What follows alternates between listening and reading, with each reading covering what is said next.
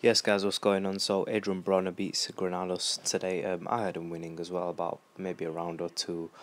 Um, I didn't think he looked brilliant. I thought he looked better than what he's done in the past. But I think that with Adrian Broner, you see some boxers win fights on pure skill. Some fighters, like Mayweather, he can go up to much higher weight classes because it's not his natural power, his natural speed. It's not his chin. It's his brain that wins him fights. So when your brain wins you fights, and when your skills win you fights, and that's your main asset, then you can go up to very high weight classes and do that.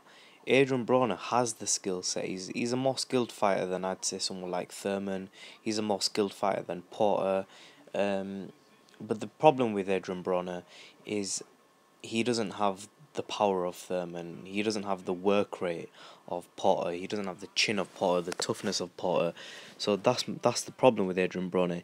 He's only effective in his weight class.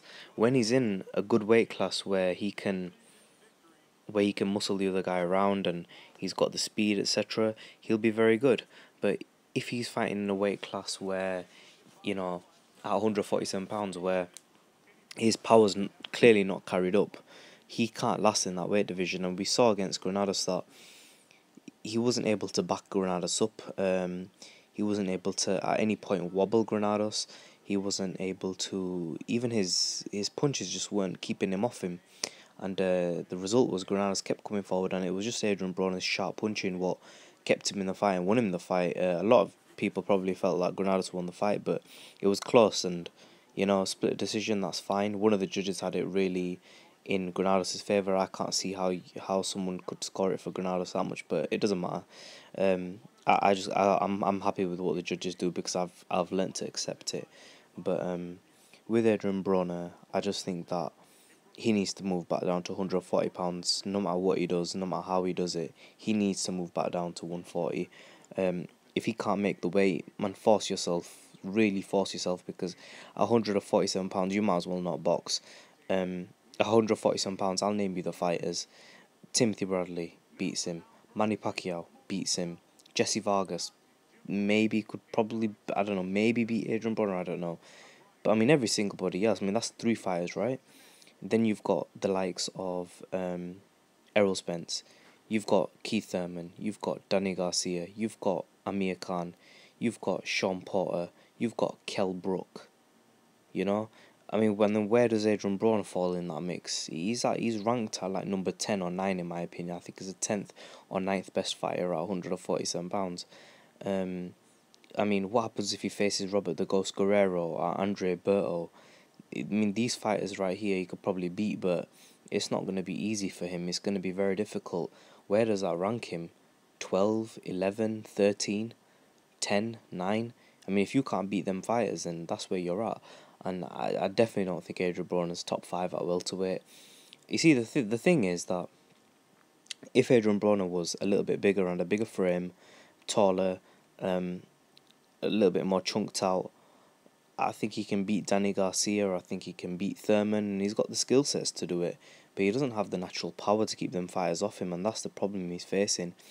And it's down to the food he eats. He needs to diet. I mean, if you look at him in the weigh-in, he wasn't chiseled out.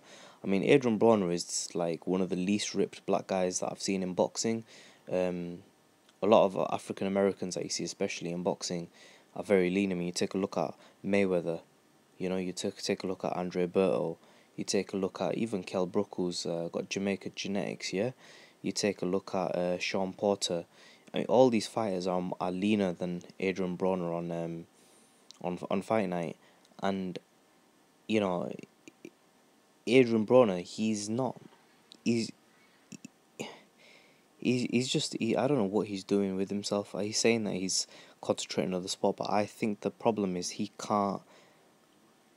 I mean, even Lamont Peterson beats him in my opinion. I think if Peterson faces Broner, Peterson brings his A game.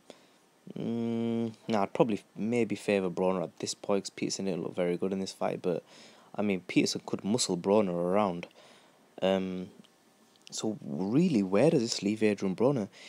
The bottom line is Adrian Broner's finished. If he faces anybody at 147, I mean anybody who's even remotely okay, he'll lose. If he sticks at 140, he can beat some of the very, very best, because that's his limit, that's his cap, you know. But leave your comments in the section below. Subscribe as always. Let me know what you guys think. Make sure you follow me on Instagram at ShamRealAyub. Follow me on Twitter at BeRealTV. This is my take on Adrien Broner. He looked good, skill wise. He was using his jab nicely at first. He stopped using it because he said he hurt his hand. He was counter punching nicely off his jab. He had some nice hooks, nice uppercuts. The usual Adrien Broner, but this stuff is only effective at 140. He needs to be dropping opponents, and at the moment, I mean, Lucas Matisse is moving up as well. Where is Adrien Broner going to go?